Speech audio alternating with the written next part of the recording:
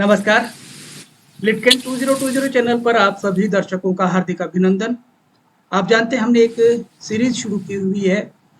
पूरी दुनिया में जहाँ-जहाँ भी हिंदी पर विशेष काम हो रहे हैं, जहाँ-जहाँ भी भारतीय और भारतीय संस्कृति है, उन लोगों से हम ये जानने का प्रयास करते हैं कि उस देश में भारतीय संस्कृति किस रूप में, किस स्वरूप में है। और आज हम बात कर रहे हैं नीदरलैंड से। नीदरलैंड से हमारे साथ हैं अश्विनी केगांवकर, जो एमबीए हैं ह्यूमन रिसोर्सेज डेवलपमेंट में। इसके साथ-साथ उन्होंने बहुत सारे अलग-अलग तरह के काम किए हैं। पहले कॉर्पोरेट ट्रेनर भी रही हैं, आईटी डेवलपर रही हैं और अभी नीदरलैंड में अलग तरह का कुछ काम कर रही हैं। वहाँ पर ये इनका अपना कुछ एक व्यवसाय भी है और साथ ही साथ लेखन से जुड़ी हुई हैं। हाँ, एक बात और बताना चाहेंगे कि लेक्मे इंस्टीट्यूट ऑफ फैशन में ये पहले वहाँ पर इंस्टीट्यूट में रही हैं। इसके साथ-साथ दूसरे बहुत सारे इन्होंने काम किए हैं और साथ-साथ अभिनय भी किया है। अश्विनी, आपका हार्दिक अभिनंदन, स्वागत आज के इस कार्यक्रम में। सादर नमन आदरणीय, और लिटकन चैनल से जुड़े सभी दर्शकों को भी मेरा सादर नमन और अभिवादन करते हुए सरस्वती माता को नमन करते हुए, माँ भारती को नमन करते हुए, माँ हिंदी को नमन करते हुए मैं आप सबसे जुड़ी हूँ। ये मेरा सौभाग्य है। जब भारत से कोई बात कर रहा हो तो अपने आप में ऐसा लगता है कि हाँ, मेरे वतन की कुछ खुशबू इन बातों में आ रही है। तो ज़ाहिर-सी बात है, बहुत खुशी होती है।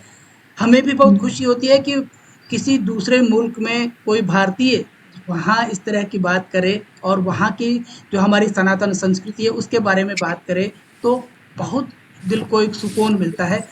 और आप वहाँ से, क्योंकि सनातन संस्कृति की पोषक रही हैं, सनातन संस्कृति के जो लोगों को अब वहाँ बताती हैं कि भारत क्या है और भारतीयता क्या है। तो ऐसी स्थिति में भारत से संबंधित जितनी बातें होती हैं वो आप वहाँ के डच नागरिकों को, नीदरलैंड के नागरिकों को भी बताती हैं, उनसे मेल-जोल रखती हैं, भारतीय तीज त्योहार उनके साथ मिलके मनाते हैं। कैसा लगता है जब उन लोगों के साथ आप भारतीय संस्कृति और डच संस्कृति का एक समावेश देखती हैं? बहुत खुशी होती है। और जैसे आपने कहा कि कैसे लगता है जब कोई देश से बात करता हूँ, तो देश से क्या, मुझे ऐसे लगता है कोई मेरे पीयर से ही बात कर रहा हो जब मैं आपसे अभी बात कर रही हूँ। तो ये बहुत अच्छा एक अलग ही माहौल है, एक अलग ही फीलिंग है, एक अलग ही भाव है।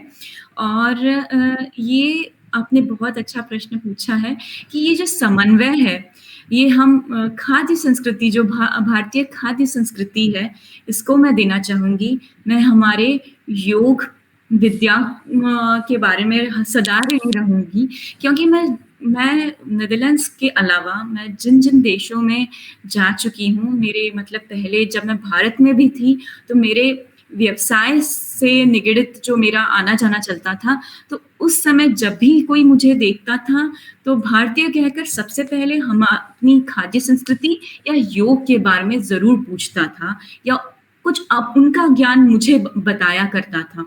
तो ये 2 चीज़ें बहुत बड़ी है और इसके लिए हर भारतीय हमेशा ही ऋणी रहने वाला है। और हमारी जो संस्कृति है, हमारी संस्कृति के जो सिद्धांत है, जो हमारे दर्शन शास्त्र है, जो हमारा ज्ञान है, ये बस वो उच्चारण नहीं कर पाते हैं वसुधैव कुटुंबकम, लेकिन वो ये जानते हैं कि ये कुछ वैश्विक एकता की बात करते हैं। तो ये उन्हें बहुत गौरवान्वित, इन्हें बहुत अच्छा लगता है और इन्हें बहुत अलग लगता है कि ये ऐसी सोच कि सबको एक साथ समझना और उसको आगे लेकर चलना, ये सोच सभी को बहुत पसंद आती है। तो ये समन्वय बहुत अच्छा लगता है। और ये बात बहुत अच्छी है कि एक उदाहरण के साथ देना चाहूँगी। फूरबर्ग नाम का एक छोटा-सा शहर है, जो दन हाग, जो यहाँ की राजधानी है, और एम्स्टर्डम के बीच है। तो वहाँ पे इस साल या पिछले साल काफ़ी भारतीय लोगों ने अपने घर बना लिए या वहाँ पे रहने लगे हैं। तो वहाँ के मेयर ने दिवाली के खास संदेश दिया था, और वो पहली बार उनके इतिहास में पहली बार हुआ था कि वहाँ के शहर के मेयर ने एक संदेश भेजा हो खास किसी कम्युनिटी के लिए और ख़ास तौर से भारतीय लोगों के लिए। तो अब ऐसा है कि छोटे-छोटे शहरों में भी हम भारतीय लोग जा रहे हैं और अपनी संस्कृति कायम कर रहे हैं यहाँ नीदरलैंड्स में। आप योग की बात कर रहे थे और योग के बारे में जी, आपने बताया कि योग ने भी कहीं न कहीं भारत को एक वैश्विक मानचित्र पर बहुत बड़ा स्थान दिया है। एक जी, थोड़ा-सा दुर्भाग्यपूर्ण बात ये आती है कि जब हम भारत में बात करते हैं और हम तथाकथित आधुनिक जो पीढ़ी की बात करते हैं, तो वो महर्षि पतंजलि के इस योग को योग ना बोल कर के योगा बोलते हैं और उसमें ज़्यादा कहीं अपने आप को गौरवान्वित महसूस करते हैं, जबकि योगा शब्द नहीं है। तो ऐसे में क्या वहाँ भी इसको योगा बोला जाता है या योग बोलते हैं? यही मुझे बहुत अच्छा लगता है जब योग को योग कहते हैं, योगा नहीं कहते। जब क्योंकि जब योगा कहते हैं तो उसका बिल्कुल रूप ही बदल जाता है और ये बहुत दुखद बात है कि योग के खरे सिद्धांत, जो असली सिद्धांत हैं, वो लोगों तक पहुँचते नहीं हैं और इसमें मैं कहती हूँ कुछ हम भारतीयों में को ही कुछ आगे बढ़कर इसमें काम करना है। और यहाँ पे लोगों को योग के बारे में जागरूकता बहुत है। यहाँ पर लोगों की यही मान्यता है कि आप भारत में जाइए, वहाँ किसी आश्रम में ज़रूर सीखिए और लौट आइए। और यहाँ पे जब मैं देखती हूँ एम्स्टर्डम के बड़े-बड़े यहाँ पे बड़े-बड़े जगहों पर कुछ ऐसे कमर्शियल जगहों पर भी मैं देखती हूँ कि वहाँ पे योग के स्टूडियोज़ वगैरह होते हैं। तो वहाँ पे जब ट्रेनर हमें देखने को मिलते हैं तो ख़ास तौर से गैर भारतीय ही ज़्यादा होते हैं। लेकिन वो कहते हैं कि आप ये जो सिद्धांत है योग के, तो आप किसी भारतीयों से सुनिए और जो योग अगर आपको सीखना हो, तो किसी गैर भारतीयों से सीखते हैं। तो ये शायद मैं आपको बहुत सीधे बता रही हूँ, ना चीज़ें मरोड़-तरोड़ के नहीं बता रही हूँ, लेकिन ये कुछ सच्चाई है क्योंकि मैं चाहती हूँ कि देश के वहाँ बैठे हमारे देश में लोगों को ये पता चले कि क्या सच में क्या वस्तुस्थिति है यहाँ। तो इसीलिए मैंने सोचा ये बात बताऊँ। बिल्कुल, क्योंकि एक बात हमने सुनी है कि नीदरलैंड्स के लोग बिल्कुल सीधी सपाट बात बोलते हैं, कहीं कोई जी। बात में लाग-लपेट नहीं रखते। अच्छी लगी, नहीं लगी, नहीं लगी। जी, जी। कुछ वो ऐसा है इस बात बड़े सच्चे होते हैं वो और जो भी है वो आपको मुँह पर बोल देंगे और पहले मुझे बहुत अलग लगता था, ये बहुत ये होता था लेकिन वो क्या है फिर अब मुझे समझ में आया इससे शायद समय की भी बचत होती है और अगर कुछ चीज़ में सुधार करना हो तो वो भी बहुत जल्दी हो सकता है। तो मतलब एकदम इसीलिए। स्ट्रेट फॉरवर्ड होते हैं वो लोग और सीधी जी, सपाट बात जी। कहना कहीं ज़्यादा उचित जी, समझते हैं। जी, जी, शायद जी, ये जी। हमारे को भी इस बात को समझना चाहिए और हमें सीखना पड़ेगा इस जी, बात को जी, सीधी सपाट हम बात जी, करें। जी। योग के साथ-साथ आपने कहा भारतीय खाद्य संस्कृति, जी। इसने लोगों को क्योंकि आमतौर पे ये कहा जाता है कि यदि किसी से मेल-जोल बढ़ाना हो, तो दिल से मिलने का रास्ता सीधा ज़बान से होके और पेट से होके जाता है। जी, जी, जी। तो जब ज़बान पे स्वाद आएगा और पेट भरेगा, तो ज़ाहिर-सी बात है किसी से मेल-जोल बढ़ेगा। भारत में जो आप भारतीय बसे हुए हैं, चाहे आप सूरीनामी भारतीयों की बात करें, चाहे आप जैसे लोग जो वहाँ जाके प्रवासी भारतीय हैं, उनकी बात करें, वहाँ के लोग जब आपके घर में आते हैं, लोगों से आपसे मिलते हैं, आपके उत्सवों में आते हैं, भारतीय व्यंजनों को खाने के बाद में उनकी क्या प्रतिक्रिया होती है? वो हमेशा ही खुश रहते हैं मतलब जैसे ही भारतीय व्यंजन की बात निकलती है, एक अलग सी मुस्कान होती है। केवल डच नागरिकों में नहीं बल्कि जो विदेशों से अलग मुल्कों से भी आए हुए हैं, अलग देशों से आए हुए हैं, जैसे पोलैंड से हो, रशिया से हो, स्पेन से हो, फ्रांस से हो, जर्मनी से हो, क्योंकि यहाँ पे बहुत से लोग अलग-अलग देशों से आए हैं और सभी को खाना भारतीय व्यंजन पता है, उन्हें मालूम है और आजकल ऐसे हुआ है खास तौर से जो यहाँ की युवा पीढ़ी है, तो वो तो हमारे इतना तीखा भी खा लेती है। ज़्यादा तीखा नहीं, वो मतलब थोड़ा-सा अपना नाक पहुँच-पहुँच कर खा लेते हैं, मीडियम वो आनंद स्पाइसी उठा खा लेते लेते हैं। हैं। लेकिन यहाँ के जो वरिष्ठ नागरिक हैं, जो यहाँ के पुराने लोग यानी मैं ये कहूँगी 75 के बाद वो अपने को बूढ़ा समझते हैं, वहाँ यहाँ पे बिल्कुल, बिल्कुल। वरिष्ठ नागरिक समझते हैं या 80 के बाद। क्योंकि ऐसे भी मैं लोग मेरे ही वाइक में वाइक यानी जो मेरे आस-पड़ोस में मैं ये कहूँगी, तो यहाँ पे 85 वर्ष के भी मैं देखती हूँ जिसे मैं ओपा कहती हूँ यानी दादाजी, वो भी अभी भी कार्यान्वित है, वो भी अपना-अपना काम करते हैं। तो उन लोगों को मसालेदार खाना पसंद है लेकिन उन्हें तीखा पसंद नहीं है। वो चावल बड़े चाव से खा लेते हैं, वो डोसा खा लेते हैं, वो पनीर की सब्ज़ी भी खा लेते हैं लेकिन उन्हें तीखा पसंद थोड़ा कम है। और यहाँ पे लोगों को व्यंजन बनाना भी बहुत पसंद आता है, ख़ासकर युवाओं को। मैं एक महाशय को जानती हूँ, मैं एक सज्जन को जानती हूँ, जो बड़े अच्छे से वो बना लेते हैं भारतीय व्यंजन कि वो दक्षिण भारत से एक व्यंजन आता है जिसे कहते हैं तइर सादम। तइर सादम यानी दही भात, वो बहुत अच्छे से बना लेते हैं दक्षिण भारत के पद्धति से। और एक जो आते हैं वो ईरान से ताल्लुकात रखते हैं और वो उन्हें खिचड़ी ये व्यंजन पता है। खिचड़ी और उसमें सब्जियाँ भी डालते हैं, वो भी पता है और वो बनाते भी हैं।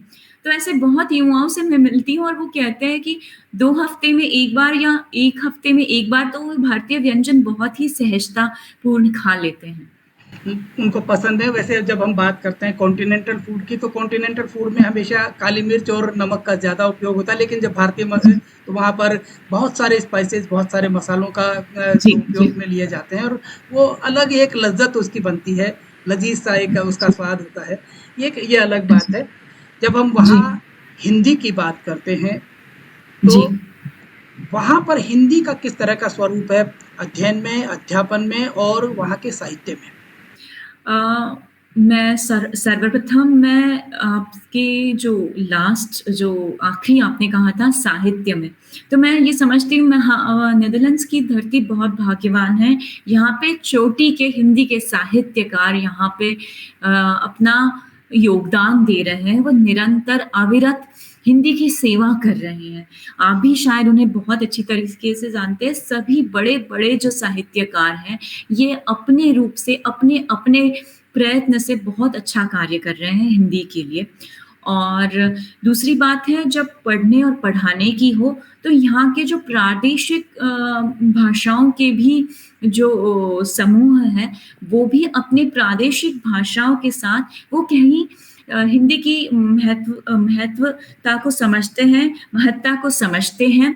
और यहाँ पे सबसे ज़्यादा मैं कहूँ तो सबसे ज़्यादा योगदान है हिंदुस्तानी सूरीनामी लोगों का, जो यहाँ पे लगभग 40 से 50 दशक से रह रहे हैं, 40 वर्षों से 50 वर्षों से रह रहे हैं और वह यहाँ सूरीनामी भाषा ले आए और वो बहुत अच्छी तरीके से हिंदी की सेवा कर रहे हैं, भारतीय संस्कृति को टिकाए हुए हैं। मैं ऐसे एक सज्जन जी को जानती हूँ, एक ऐसे आदरणीय को जानती हूँ, जिन्होंने पिछले साल सितंबर महीने में मुझसे बात की थी और उन्होंने कहा था कि हम हिंदी पखवाड़े में मिले थे और उन्होंने कहा था कि वो पिछले 50 वर्षों से महालय के समय में तर्पण की व्यवस्था सूरीनामी भारतीयों के लिए और भारतीयों के लिए करते हैं। 1 नहीं, 2 नहीं, पूरे 50 वर्षों से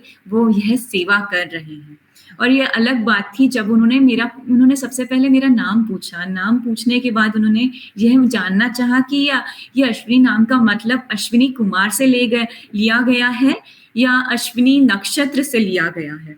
तो मैं तो बहुत अचंभित रह गई थी कि इन्होंने ये कैसे, ये मैं जानबूझ के आपको ये बारीकियां बता रही हूँ जिससे पता चलेगा कि कितनी लोग भारतीयता के बारे में, और मैं हिंदी के बारे में भी मैं आपको बताऊंगी ज़रूर।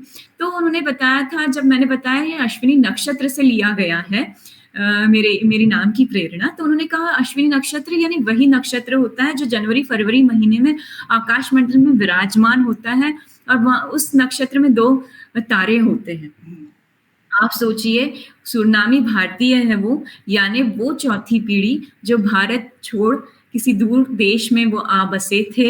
उन्होंने वहाँ पे अपना छोटा भारत बसाया था सूरीनाम में और वहाँ से वो नीदरलैंड्स आए हुए हैं और वहाँ पर भी वो यह बिल्कुल अविरत प्रयत्न कर रहे हैं कि अपनी संस्कृति को बनाए रखने का। तो ये बहुत अपने आप में बड़ी बात है। संस्कृति, सांस्कृतिक विरासत और जो हमारा जो पुरातन ज्ञान है उसको वो अभी भी संजोए हुए हैं और दूसरी पीढ़ी को जी, हस्तांतरित कर रहे हैं, ये बहुत बड़ी बात है। जी, जब जी, जी, वहाँ की बात करते हैं, क्योंकि कई सारी पत्रिकाएँ भी वहाँ से नीदरलैंड से छपती हैं, चाहे विश्व रंग हो या दूसरी कई सारी पत्रिकाओं के हम नाम ले सकते जी, हैं। और जी, बहुत बड़े-बड़े वहाँ पर नाम साहित्यकारों के भी जी, नीदरलैंड में जो जी, काम जी। कर रहे हैं। बहुत भाग्यवान मैं समझती हूँ, नीदरलैंड्स में बहुत बड़े-बड़े चोटी के साहित्यकार हैं। हाँ, ऐसे में जब वहाँ साहित्य की बात है, संस्कृति की बात है, खेलों के भारतीय खेलों की भी कुछ ना कुछ बात होती होगी, क्योंकि वैसे तो अभी नीदरलैंड की टीम ने विश्व कप क्रिकेट के लिए अपने क्वालीफाई किया है, तो जी। एक अलग बात है।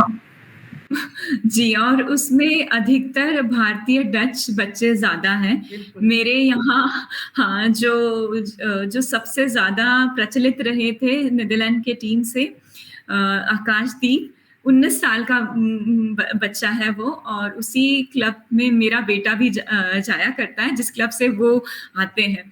तो ये बहुत बड़ी बात है और मैं देखती हूँ ये भारतीय जो बच्चे हैं नीदरलैंड्स में, वो अभी भी इतने ही तेज़ धूप है लेकिन वो अभी क्रिकेट की प्रैक्टिस कर रहे हैं। क्रिकेट तो के अलावा जो भारतीय खेल हैं, जो भारतीय आंचलिक खेल हैं, जिनको जी, भारत में भी बहुत कम खेला जाता है या अब उनको जी, वापस एक बार फिर से उनको स्थापन उनको किया जा रहा है। जी, तो जी, वहाँ पर जी। क्या इस तरह के जो पुराने, क्योंकि जब सूरीनामी भारतीयों की बात करते हैं तो वो अपने साथ उन पुराने जो खेल हैं उनको साथ लेके ही गए थे। ऐसा तो हम कह नहीं सकते कि वो लेके नहीं गए। जी, जी, जी। तो सब अपने तरीके से ना योगदान दे रहे हैं, सब अपने तरीके से न भारतीयता टिकाने का एक अपना-अपना प्रयत्न कर रहे हैं।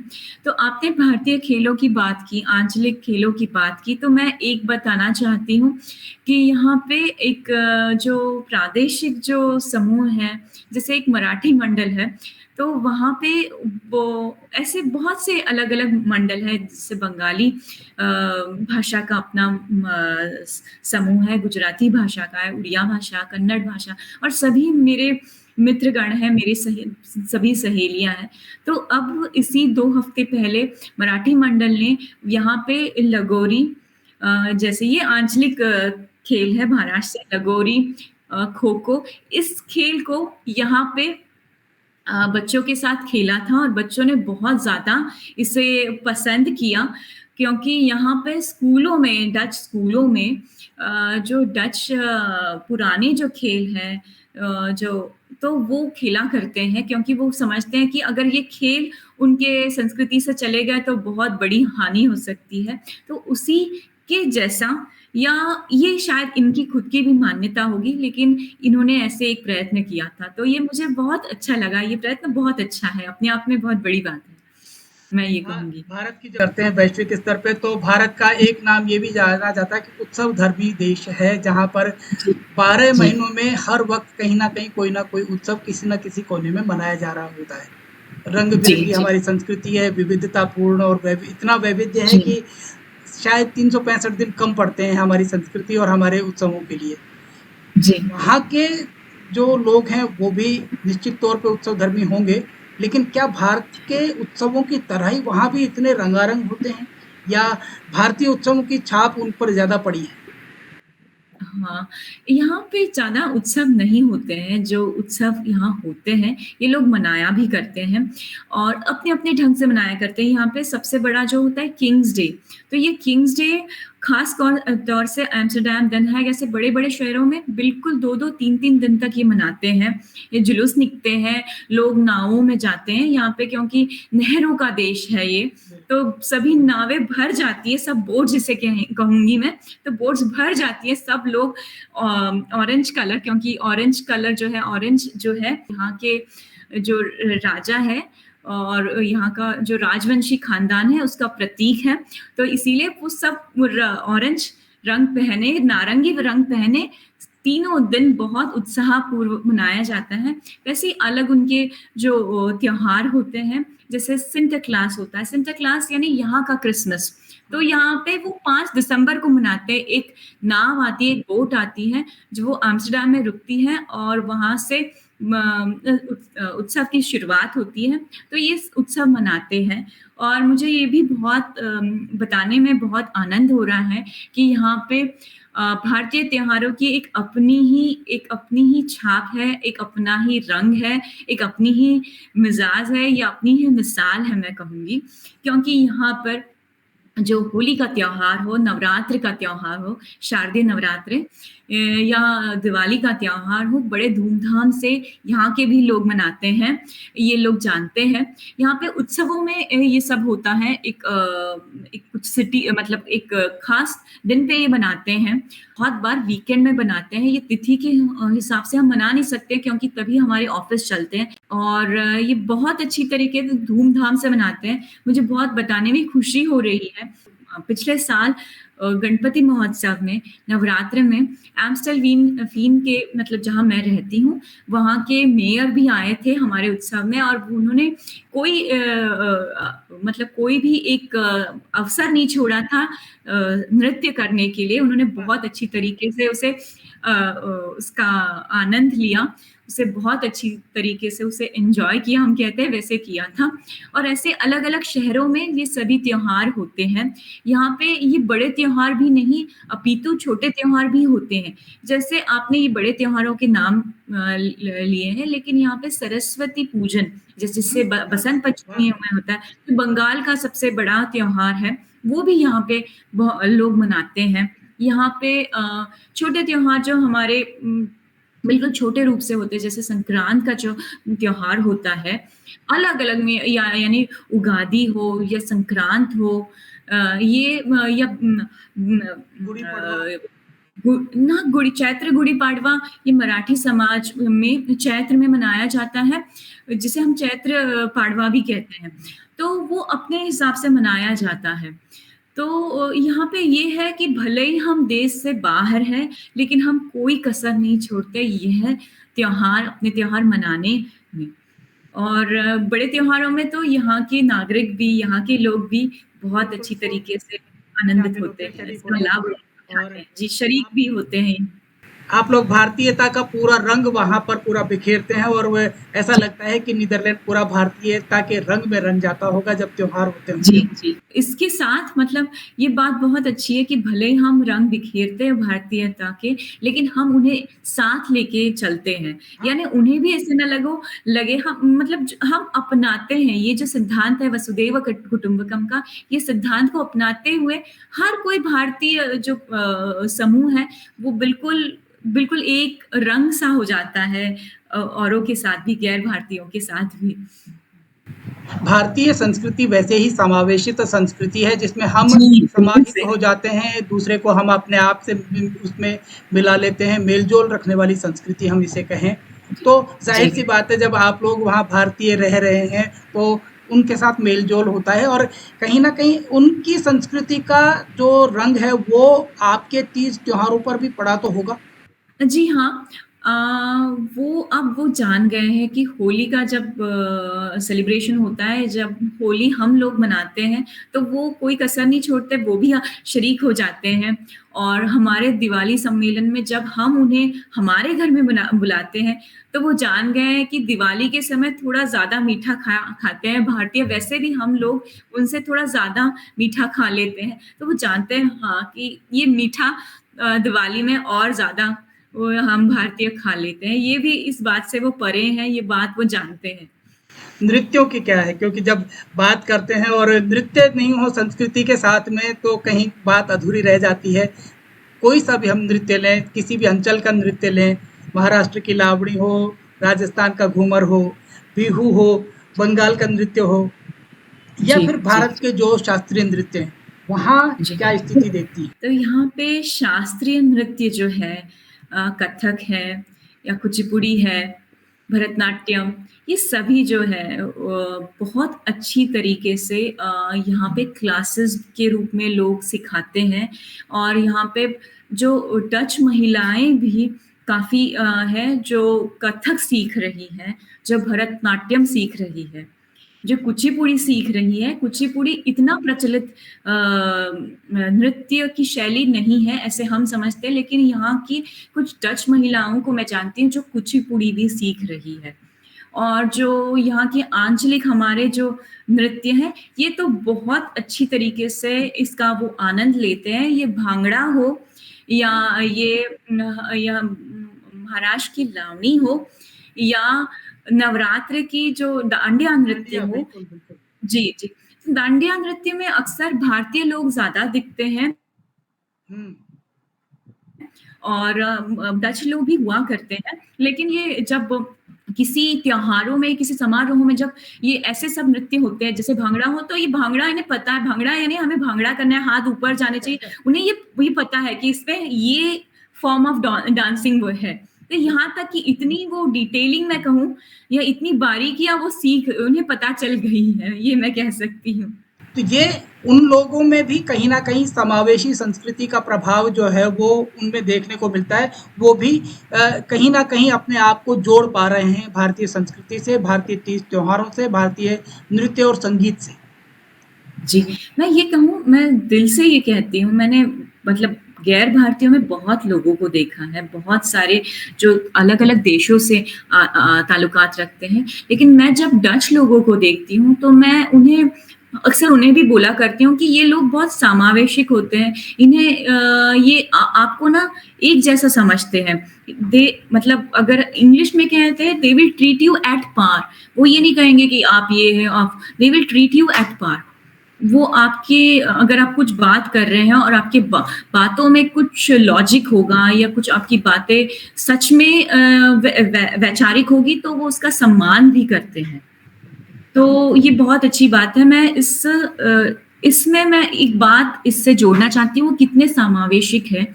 तो इनका जो मैंने आपको बताया था, एक त्योहार है सिंटरक्लास, जो हम कहते हैं 5 दिसंबर को हम मनाते हैं, जिसे हम क्रिसमस भी कहते हैं। क्रिसमस जैसा होता है वो। तो यहाँ पे कैसे है, ये त्योहार ऐसा है कि एक बोट आती है, तो वो बोट में तो वहां से सेंटा क्लॉस या सांता क्लॉस आता है। तो पहले यहाँ पे सांता क्लॉस के साथ 2 अश्वेत वर्ण के, मतलब अश्वेत चेहरे के लोग आया करते थे, ऐसी धारणा हुआ करती थी। लेकिन अब उन्होंने पिछले 20 मतलब अभी इस दौरान उन्होंने वो जो अश्वेत रंग का जो चेहरा है वो उन्होंने निकाल दिया है। उन्होंने ये कहा है कि ये अच्छी बात नहीं है। तो ये शायद मैं कहूँ, ये इनकी बहुत बड़ा दिल हो, ये मैं कहूँगी।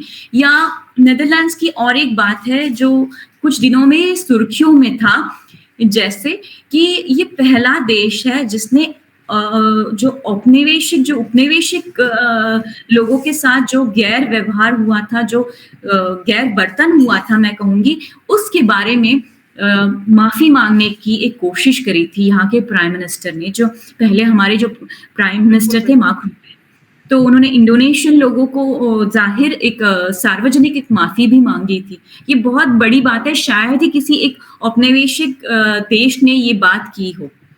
ये बहुत बड़े दिल की रखने वाली बात है कि हाँ, हमारे पूर्वजों ने यदि कोई गलतियां की हैं तो हम उसके लिए क्षमा याचना करते हैं। एक बड़ी बात है। और ऐसा यदि ये देखा जाए तो उन देशों को भी ये सीख लेनी चाहिए, चाहे वो यूके हो या दूसरे देश हों, जिन्होंने दूसरे देशों पे शासन किया और उनको अपना उपनिवेश माना, तो वहाँ भी ऐसी परंपरा या ऐसी बातें कहें तो शायद उन लोगों को कहीं ना कहीं राहत महसूस होगी। वैसे जैसे हम हिंदुस्तानियों के लिए यदि बात हो तो हमें कहीं ना कहीं दिल से बहुत खुशी होगी इस तरह की बात हो।